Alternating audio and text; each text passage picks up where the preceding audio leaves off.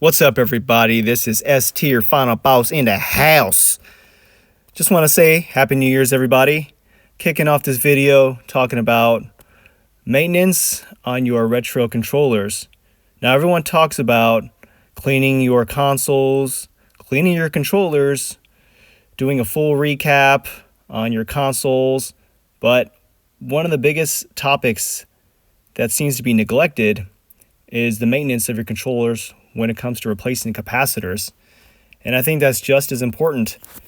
These consoles are coming up 20, 30 plus years, and they also leak. Now, I understand the argument that they don't get as much heat as a power supply that's inside of a console. However, a lot of these controllers, along with the consoles, are stored in attics, basements, not the best temperatures for electronics. And they also leak over time. So I'm in between projects right now, and I have some leftover capacitors. And I decided to do a recap on my Nintendo 64 controllers, my PlayStation 1 controllers, and Sega Dreamcasts. Some of them are surface mount, such as the Sega Dreamcast. There's 3 surface mounts capacitors, but you can also use the through hole or radial style if you just bend them the right way. If you look at the picture of my PlayStation 1 DualShock, had to remove the DualShock ribbon out of the way, and there was a SMD capacitor.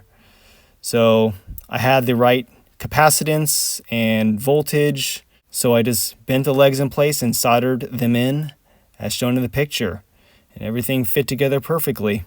So I'm coming up on 10 years being a retro gamer, collector, maintainer. And one of the things I highly encourage you to learn is how to be proficient in soldering. It saved me so much money. It will cost you a little bit up front, and it will take time for you to do the research. But in the long run, it saved me hundreds of dollars learning how to solder and challenging myself with harder and harder projects. And this is something I enjoy as well. So that's just my 2 cents. Take it or leave it. If you have the equipment, the time, patience, go ahead and recap your controllers and clean them out. So if you're going to clean them out, just recap them if you haven't done so. All right, y'all, have a good one, and hope your 2026 is an amazing one. Bye.